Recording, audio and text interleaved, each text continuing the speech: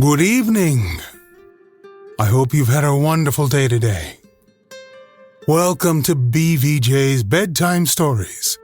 My name is Big Voice J, and this is a show where we get you ready for a great night's sleep with some old familiar stories that you haven't heard in a while. Links to every story can be found in the show notes at our website, bedtimewithbvj.com. Tonight's story, Walking, by Henry David Thoreau.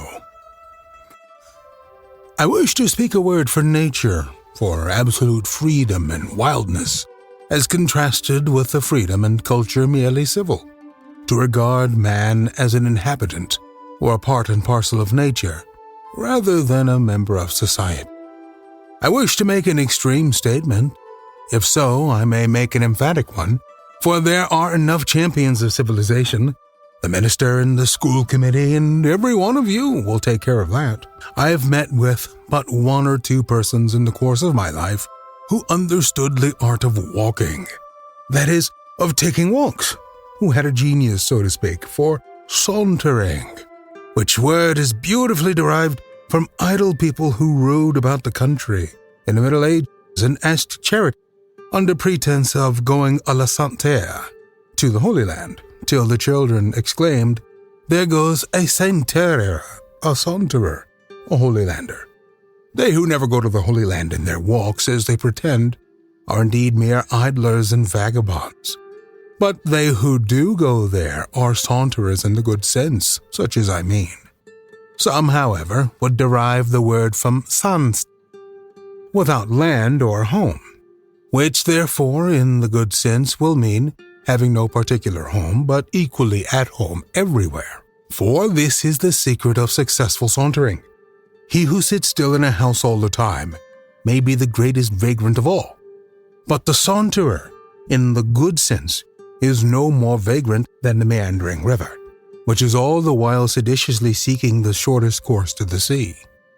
But I prefer the first, which, indeed, is the most probable derivation. For every walk is a sort of crusade, preached by some Peter the Hermit in us, to go forth and reconquer this Holy Land from the hands of the infidels. It is true we are but faint-hearted crusaders, even the walkers nowadays, who undertake no persevering, never-ending enterprises. Our expeditions are but tours and come round again at evening to the old hearthside from which we set out. Half the walk is but retracing our steps. We should go forth on the shortest walk, perchance, in the spirit of undying adventure, never to return, prepared to send back our embalmed hearts only as relics to our desolate kingdoms. If you are ready to leave father and mother, and sister and brother, and wife and child and friends, and never see them again, if you've paid your debts and made your will and settled all your affairs and are a free man, then you are ready for a walk. To come down to my own experience, my companion and I, for I sometimes have a companion, take pleasure in fancying ourselves knights of a new, or rather an old, order, not equestrians or chevaliers or ritters or riders, but walkers, a still more ancient and honorable class, I trust. The chivalric and heroic spirit which once belonged to the rider seems now to reside in, or perchance to have subsided into, the walker. Not the knight, but walker, errant. He is a sort of fourth estate, outside of church and state and people.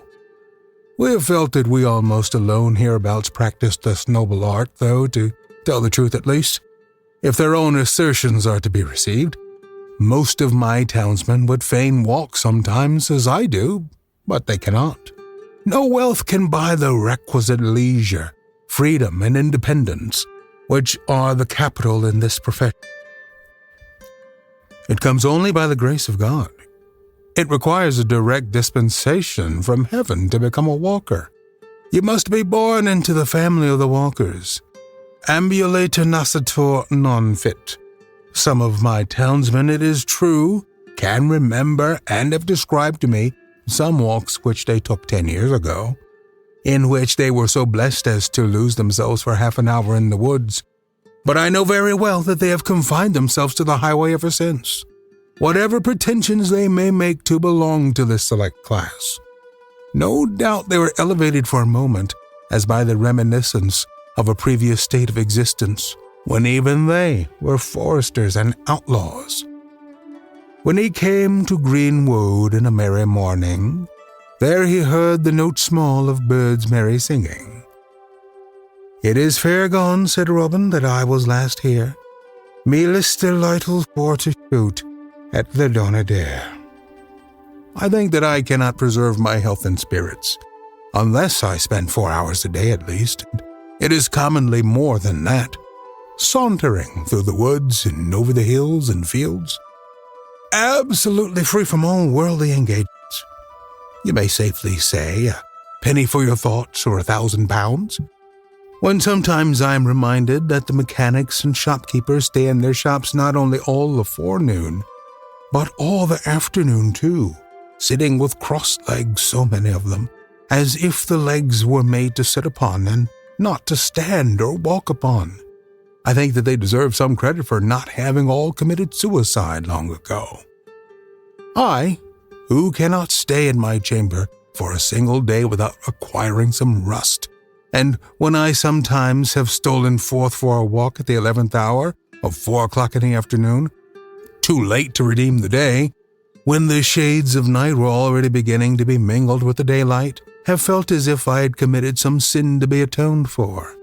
I confess that I am astonished at the power of endurance, to say nothing of the moral insensibility, of my neighbors who confine themselves to shops and offices the whole day, for weeks and months, aye, and years almost together. I know not what manner of stuff they are of, sitting there now at 3 o'clock in the afternoon, as if it were 3 o'clock in the morning.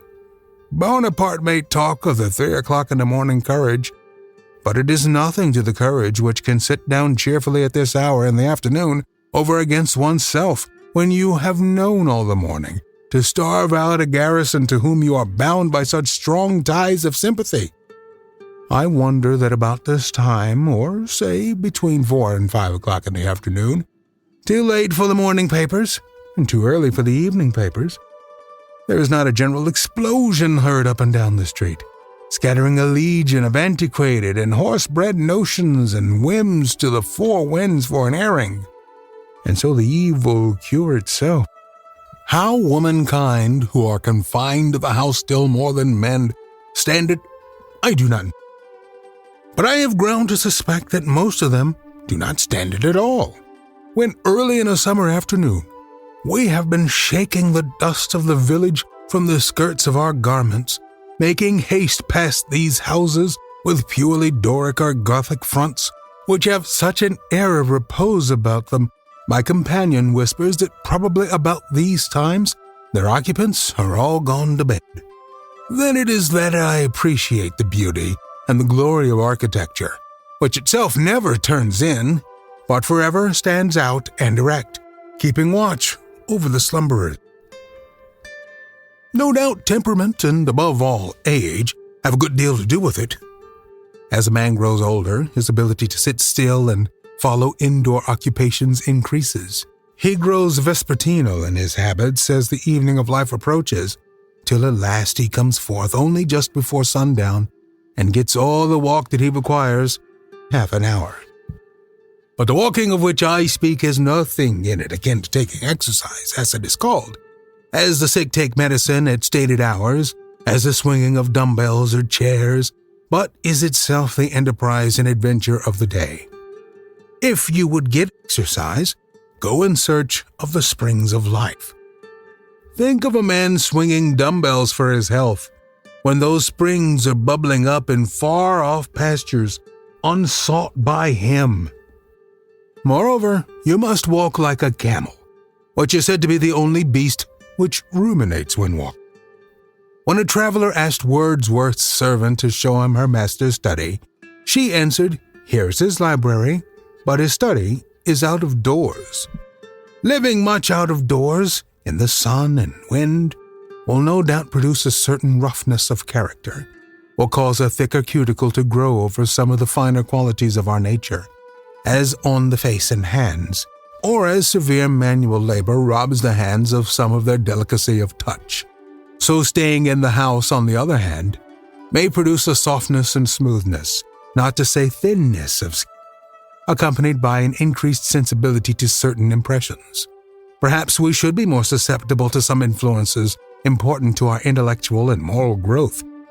If the sun had shone and the wind had blown on us a little less, and no doubt it is a nice matter to proportion rightly to thick and thin skin, but methinks that is a scurf that will fall off fast enough, that the natural remedy is to be found in the proportion which the night bears to the day, the winter to the summer, thought to experience.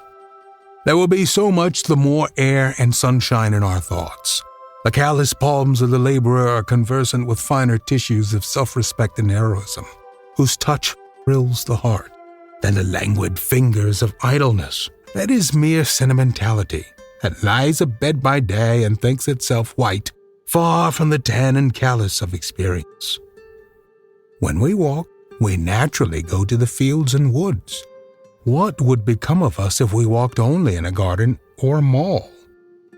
Even some sects of philosophers have felt the necessity of importing the woods to themselves, since they did not go to the woods. They planted groves and walks of platane, where they took subdiales ambulationes in porticos open to the air. Of course, it is of no use to direct our steps to the woods, if they do not carry us thither. I am alarmed when it happens that I have walked a mile into the woods bodily, without getting there in spirit. In my afternoon walk, I would fain forget all my morning occupations and my obligations to society. But it sometimes happens that I cannot easily shake off the village. The thought of some work will run in my head, and I am not where my body is. I am out of my senses. In my walks, I would fain return to my senses. What business have I in the woods, if I am thinking of something out of the woods? I suspect myself and cannot help a shudder when I find myself so implicated even in what are called good works, for this may sometimes happen. My vicinity affords many good walks, and though for so many years I have walked almost every day, and sometimes for several days together, I have not yet exhausted them. An absolutely new prospect is a great happiness, and I can still get this any afternoon. 2 or 3 hours walking will carry me to as strange a country as I expect ever to see. A single farmhouse which I had not seen before is sometimes as good as the dominions of the king of Dahomey. There is in fact a sort of harmony discoverable between the capabilities of the landscape within a circle of 10 miles radius, or the limits of an afternoon walk, and the 80 years and 10 of human life. It will never become quite familiar to you. Nowadays, almost all men's improvements, so-called, as the building of houses and the cutting down of the forest and of all large trees, simply form the landscape and make it more and more tame and cheap. A people who had begun by burning the fences and let the forest stand. I saw the fences half consumed, their ends lost in the middle of the prairie, and some worldly miser with a surveyor looking after his bounds, while heaven had taken place around him, and he did not see the angels going to and fro, and was looking for an old post-hole in the midst of paradise. I looked again, and saw him standing in the middle of a boggy, Stygian fen, surrounded by devils, and he had found his bounds without a doubt. 3 little stones, where a stake had been drawn, and looking nearer, I saw that the Prince of Darkness was his surveyor. I can easily walk 10, 15, 20, any number of miles, commencing at my own door without going to any house, without crossing a road except where the fox and the mink do, first along by the river, and then the brook, and then the meadow and the woodside. There are square miles in my vicinity which have no inhabitant. From many a hill I can see civilization and the abodes of men afar. The farmers and their works are scarcely more obvious than woodchucks in their burrows. Man and his affairs, church and state and school, trade and commerce, and manufactures and agriculture, even politics, the most alarming of them all. I am pleased to see how little space they occupy in the landscape. Politics is but a narrow field, and that still narrower highway yonder leads to it. I sometimes direct the traveler thither. If you would go to the political world, follow the great road. Follow that market man, keep his dust in your eyes, and it will lead you straight to it. For it, too, has its place merely, and does not occupy all space. I pass from it as from a bean field into the forest, and it is forgotten.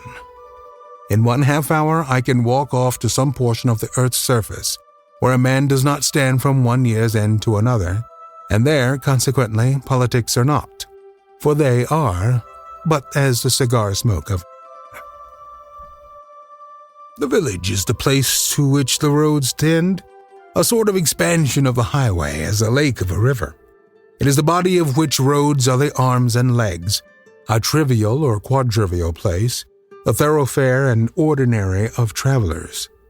The word is from the Latin villa, which, together with via, or way, or mere anciently ved and vela, varo derives from veho, to carry, because the villa is the place to and from which things are carried. They who got their living by teaming, or said vellaturum facere, hence too apparently the Latin word vilis, and are vile, also villain. This suggests what kind of degeneracy villagers are liable to. They are way-worn by the traveler that goes by and over them, without traveling themselves. Some do not walk at all. Others walk in the highways, a few walk across lots. Roads are made for horses and men of business. I do not travel in them much comparatively because I am not in a hurry to get to any tavern or grocery or livery stable or depot to which they lead. I am a good horse to travel, but not from choice a roadster. The landscape painter uses the figures of men to mark a road. He would not make that use of my figure. I walk out into a nature such as the old prophets and poets, Manu, Moses, Homer, Chaucer walked in. You may name it America, but it is not America. Neither Americus Vespucius, nor Columbus, nor the rest were the discoveries of it. There is a truer account of it in mythology than in any history of America, so-called, that I. However, there are a few roads that may be trodden with profit, as if they led somewhere now that they are nearly discontinued. There is the old Marlborough Road, which does not go to Marlborough Row, methinks, unless that is Marlborough where it carries me. I am the bolder to speak of it here because I presume that there are 1 or 2 such roads in every town. The old Marlborough Road, where they once dug for money but never found any, where sometimes Marshal Miles singly flies, and Elijah Wood, I fear for no good, no other man save Elisha Dugan, O men of wild habits, partridges and rabbits, who had no cares only to set snares, who lived all alone, close to the bone, and where life is sweetest, constantly eatest. When the spring stirs my blood with the instinct to travel, I can get enough gravel on the old Marlborough Road. Nobody repairs it, for nobody wears it. It is a living way, as the Christians say. Not many there be who enter therein, only the guests of the Irishman Quinn. What is it but a direction up there, and the bare possibility of going somewhere? Great guide-boards of stone, but travelers none. Cenotaphs of the towns named on their crowns. It is worth going to see where you might be. What king did the thing? I'm still wondering. Set up how or when by what selectmen, Gorges or Lee, Clark or Darby? Their great endeavor to be something forever, blank tablets of stone, where a traveler might groan, and in one sentence grave all that is known, which another might read in his extreme need. I know 1 or 2 lines that might do, literature that might stand all over the land, which a man could remember till next December, and read again in the spring after the thawing. If with fancy unfurled you leave your abode, you may go round the world by the old Marlborough Road. At present, in this vicinity, the best part of the land is not private property. The landscape is not owned, and the walker enjoys comparative freedom. But possibly the day will come when it will be partitioned off into so-called pleasure grounds, in which a few will take a narrow and exclusive pleasure only, when fences shall be multiplied, and man-traps and other engines invented to confine men to the public road, and walking over the surface of God's earth shall be construed to mean trespassing on some gentleman's grounds. To enjoy a thing exclusively is commonly to exclude yourself from the true enjoyment of it. Let us improve our opportunities then, before the evil days come. What is it that makes it so hard sometimes to determine whether we will walk? I believe that there is a subtle magnetism in nature, which, if we unconsciously yield to it, will direct us aright. It is not indifferent to us which way we walk. There is a right way, but we are very liable from heedlessness and stupidity to take the wrong one. We would fain take that walk, never yet taken by us through this actual world, which is perfectly symbolical of the path which we love to travel in the interior and ideal world. And sometimes, no doubt, we find it difficult to choose our direction, because it does not yet exist distinctly in our mind. When I go out of the house for a walk, uncertain as yet whither I will bend my steps, and submit myself to my instinct to decide for me, I find, strange and whimsical as it may seem, that I finally and inevitably settle southwest, toward some particular wood, or meadow, or deserted pasture, or hill in that direction. My needle is slow to settle, varies a few degrees, and does not always point due southwest, it is true. And it has good authority for this variation, but it always settles between south and southwest. The future lies that way to me, and the earth seems more unexhausted and richer on that side. The outline which would bound my walks would be, not a circle, but a parabola, or rather like one of those cometary orbits which have been thought to be non-returning curves, in this case opening westward, in which my house occupies the place of the sun. I turn round and round irresolute sometimes for a quarter of an hour, until I decide for the 1,000th time that I will walk into the southwest or west. Eastward I go only by force, but westward I go. Thither no business leads me. It is hard for me to believe that I shall find fair landscapes or sufficient wildness and freedom behind the eastern horizon. I am not excited by the prospect of a walk thither, but I believe that the forest which I see in the western horizon stretches uninterruptedly toward the setting sun, and there are no towns nor cities in it of enough consequence to disturb me. Let me live where I will. On this side is the city, on that the wilderness, and ever I am leaving the city more and more, and withdrawing into the wilderness. I should not lay so much stress on this fact if I did not believe that something like this is the prevailing tendency of my country. I must walk toward Oregon and not toward Europe.